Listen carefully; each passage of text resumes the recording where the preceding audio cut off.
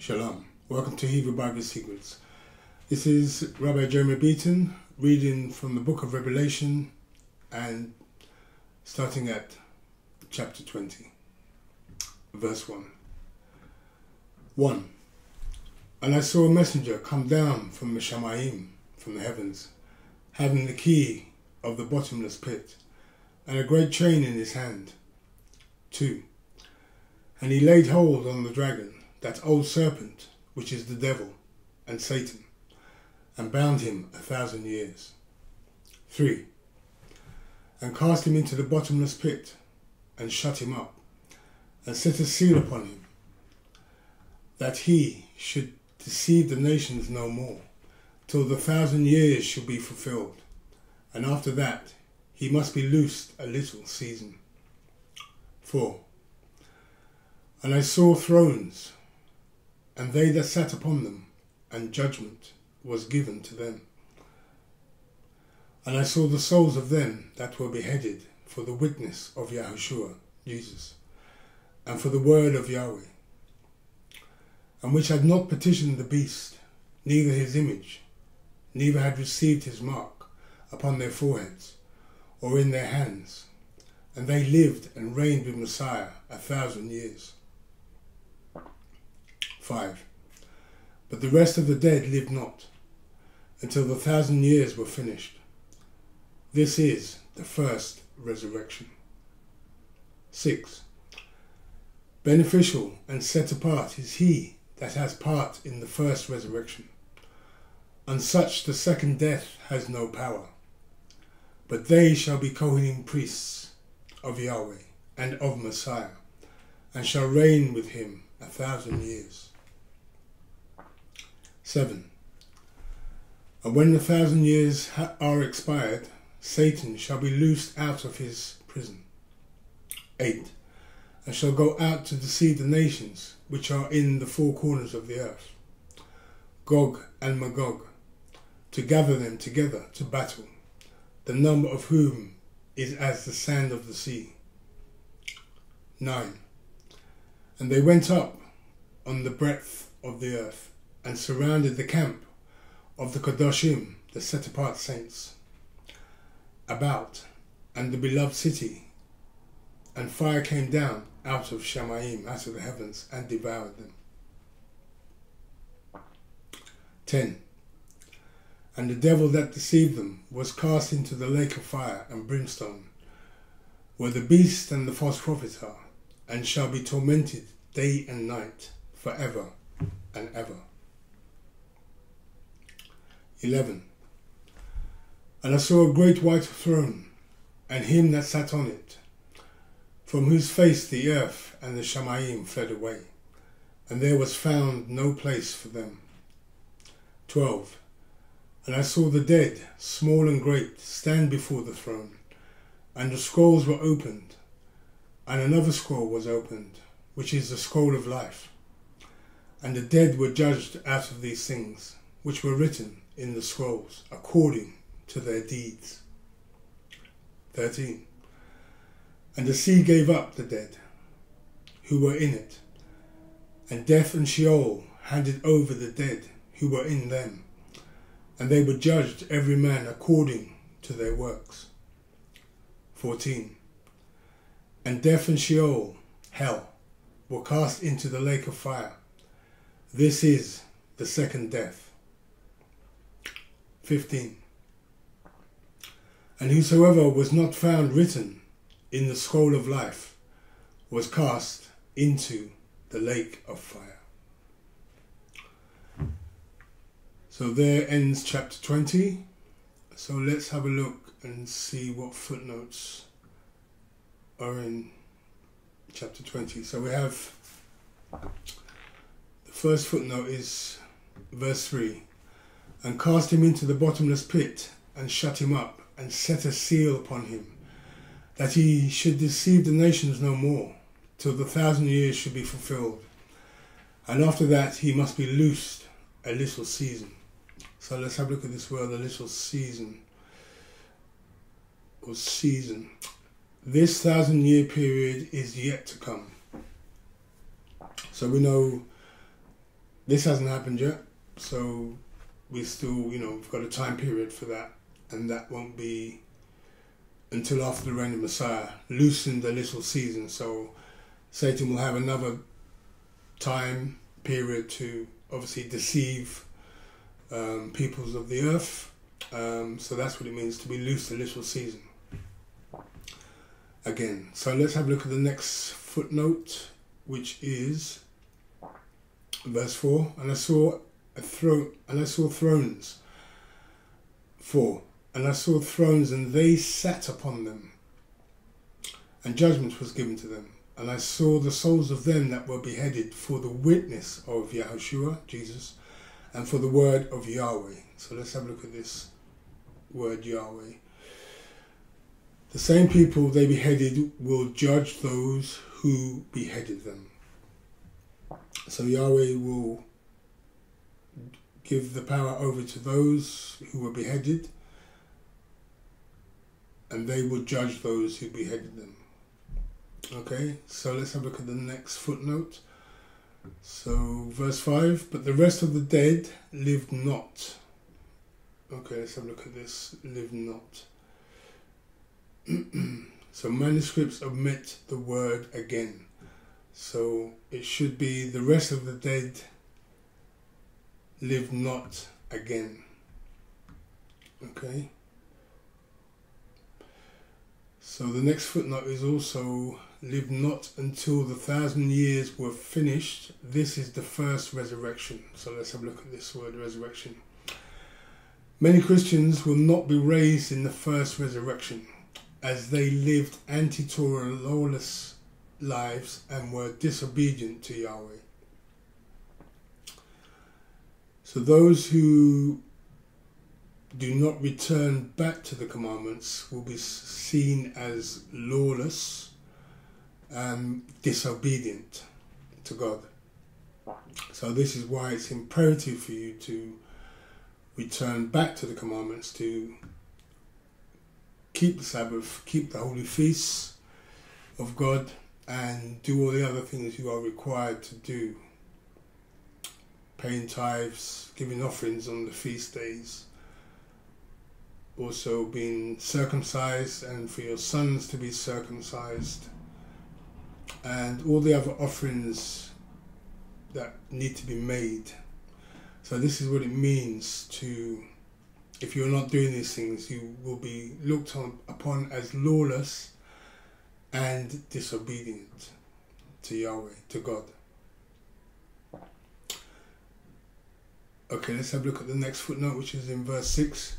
Beneficial and set apart is he that has part in the first resurrection.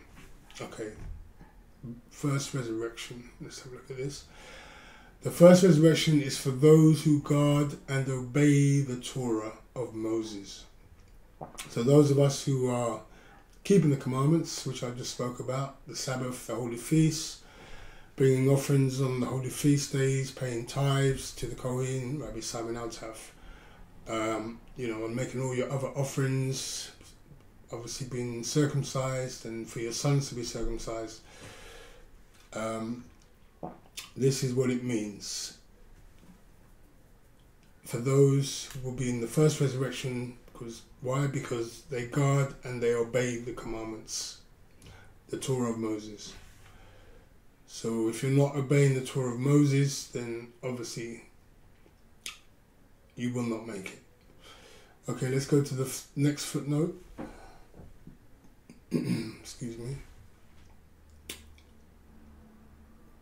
So, verse 8, and shall go out to deceive the nations which are in the four corners of the earth, Gog and Magog, to gather them together to battle, the number of whom is as the sand of the sea. So let's have a look at this. Sea. Islam will be finished. Let's have a look at this word, sea. Islam will not be finished at the first resurrection. So there will be a second battle of Gog and Magog, where Islam will finally be defeated and eradicated permanently. So the first battle obviously Islam will not be totally demolished, so they will rise again. Remember, it said for Satan to be loosed a little after the 1,000 years with Messiah. So this is when the radicals will rise up again and come to battle Israel again.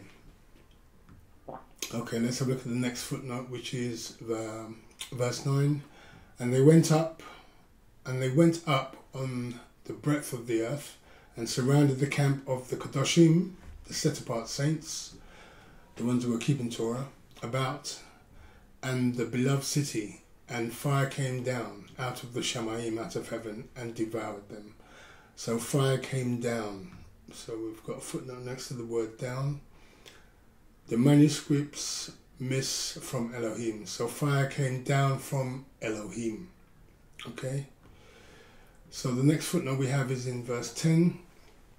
And the devil that deceived them was cast into the lake of fire and brimstone, where the beast and the false prophet are, and shall be tormented day and night forever and ever. So day and night. We have a footnote here for night. The majority view in scripture is that the wicked will be burned and cease to exist, as souls are not eternal. How the set-apart one does allow those to be punished continually is a little hard for us to understand. But nevertheless, this is the meaning of the text, that behind these individuals is the evil spirit or demon, and it is not the false prophet that is being tormented night and day, but the evil spirit who possessed the individual. So please see footnotes on Mark 9:48, Matthew 10:28, and Luke 13:28. So let's have a look at Mark 9:48. 48. Where the worm dies not, and the fire is not quenched. So let's have a look at this word quenched. Yahushua, Jesus, quotes from Isaiah 66:24.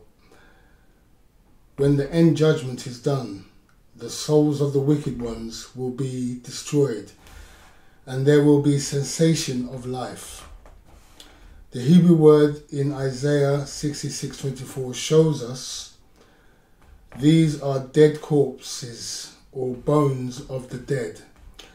They have no life left, so there is no concept here for these ones to be eternally tortured. The highest form of torture, the highest form of Torah capital punishment is cessation of life, with no existence and no joy of any future. People are not made to look upon their relations suffering eternal torment. Elohim is not a sadist to do that to others. There is no need for him, as he directly states. He does not want the death of the wicked in Ezekiel 18:23.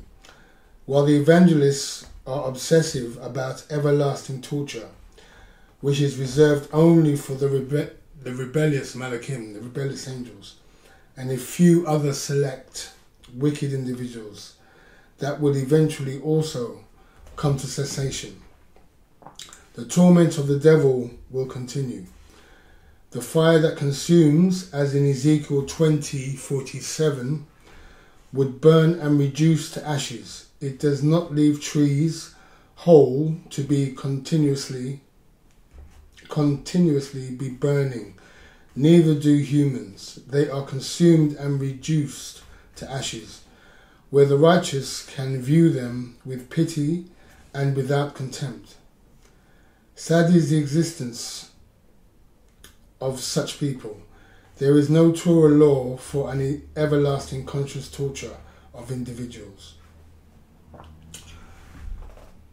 So that gives you a little bit more understanding of what has been said in Mark 9:48. So to understand this a little better in Mark 9:48.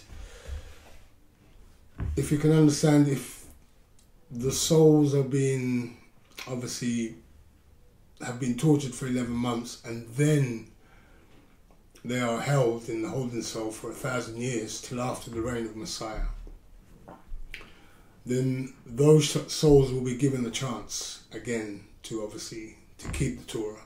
I mean, obviously, being in Sheol for 1,000 years, you would at that point realize that you would want to keep the Torah.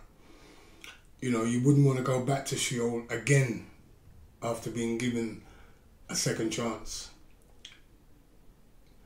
So the souls at that point would have or would want to keep the Torah. Whereas we know Satan and obviously the fallen angels, you know, they're going to be so rebellious to the point where they will have to go into the lake of fire. So for those who are genetic and those many other people of other nations, you know, they would have realized or woken up at that point after the 1,000 years waiting after the reign of Messiah, that they now realize, yes, I'm going to keep Torah. You know, you're not going to stop me from keeping Torah because I do not want to go back down to Sheol ever again. Okay? So hopefully that's explained it a little better for you. So let's have a quick look at Matthew 10:28. And it reads, "And fear them not which kill the body, but are not able to kill the soul.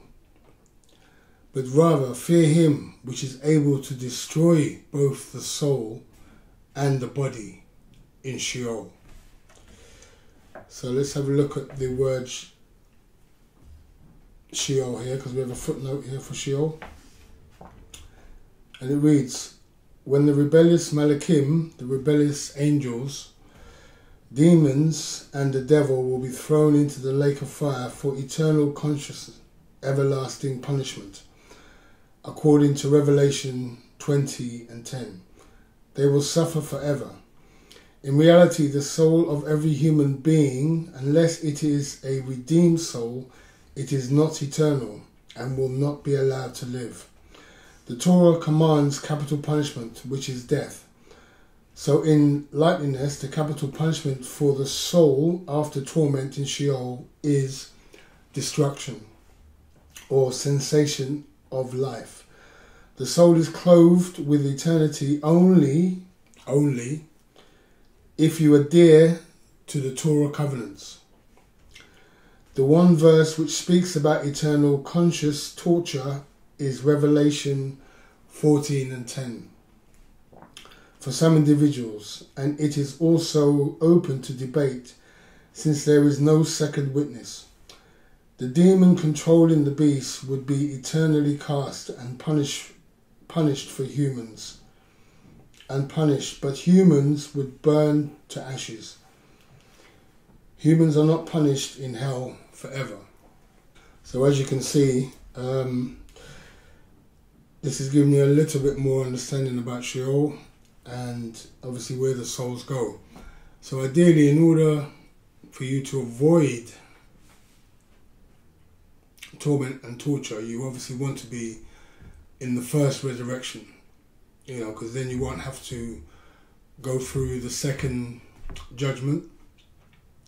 Obviously, if you're in the first resurrection, you've missed the second judgment. So therefore, you know, you will be in the kingdom. But if you're not keeping the commandments, you know, the covenants that Yahweh has made with us, or with his people, or you haven't joined on to the olive branch, meaning you haven't returned back to the commandments, then obviously, you know, this will await you. And then it's down to Yahweh or God to decide, you know, on the second resurrection, what your judgment's going to be. So if you want to avoid all of that, you know, what you need to do right now is to return back to the covenants and the commandments of Yahweh, of God. So I hope this has helped you a little bit with that. So let's have a look at also Luke 13:28. And there shall be weeping and gnashing of teeth when you shall see Abraham, Isaac, and Jacob, and all the prophets in the kingdom of Elohim, and ye yourselves will be thrust out. Okay, let's have a look at this. Thrust out. Why are these people crying? This is because they have realized that they lost the chance to be clothed with eternity forever.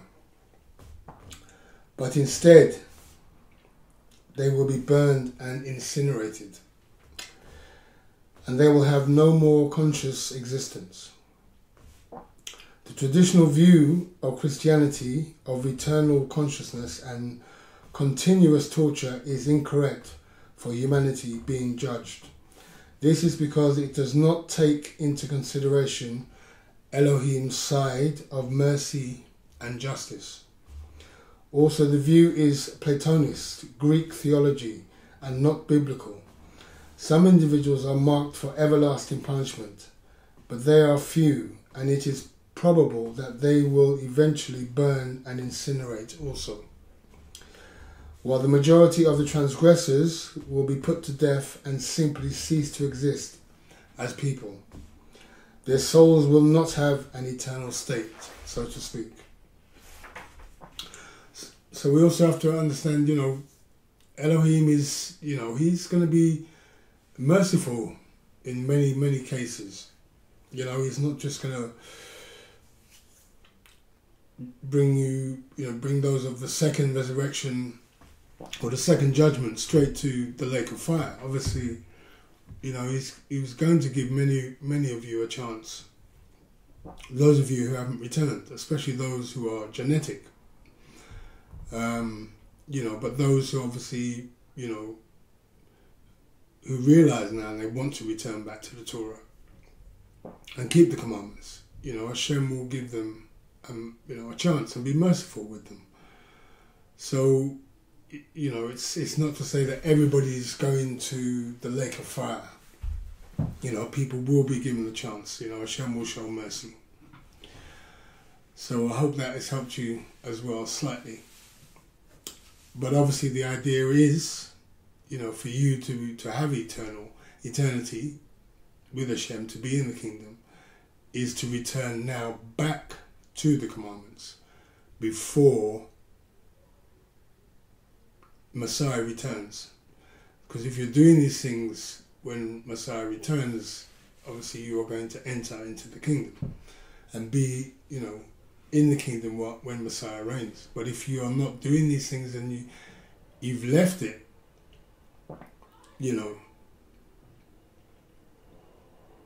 and you've decided, well, I can wait, I've still got a few more years or whatever, because you don't know, how Hashem is going to look at that. He might take your life early, and you're thinking, oh, I may have, I have got at least another 20 years or whatever. But no, your life's been taken. So now you have to wait for the second resurrection. So ideally you want to be doing these things now. You want to be returning back to the commandments, keeping the Sabbath, keeping the holy feasts of God. Remember, God never gave you Christmas or Easter or Thanksgiving. These feasts are man-made. You have to return back to the first 5 books of Moses to understand, about the feasts of God, and understand what is required of you on these feast days. Obviously bringing an offering on his feast days, so on and so forth. So those of you who return back to the commandments will enter into the kingdom without a doubt. But you have to return, or you have to be engrafted into the olive branch as well.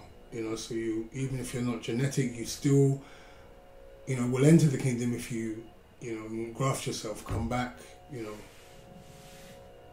speak to Rabbi Simon, speak to myself, speak to one of the rabbis within Forever Israel, I'm being grafted in, come back to the olive branch, start keeping the Sabbath, start keeping, the holy feasts of Yahweh, of God.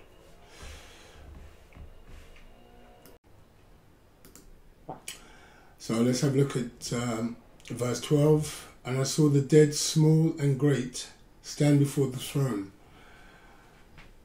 And the scrolls were opened, and another scroll was opened, which is the scroll of life. And the dead were judged out of those things, which were written in the scrolls, according to their deeds.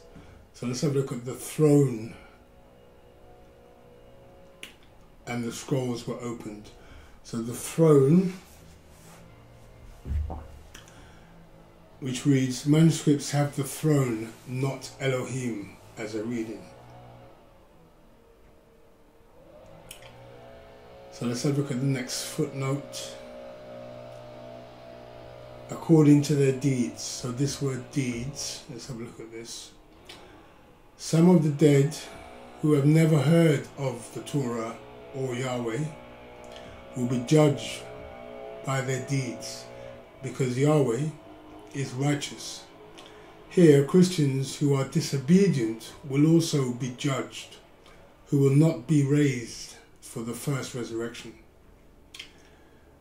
You will see some Muslims here who were righteous in their conduct, but failed to know the truth because of deception. Yahweh will decide their fate, implies he will be lenient with those who never received the law of Moses and the message of Yahushua, the Messiah and the King, because perhaps their countries never allowed the Bibles in. Here even some Catholics will be present who will escape judgment.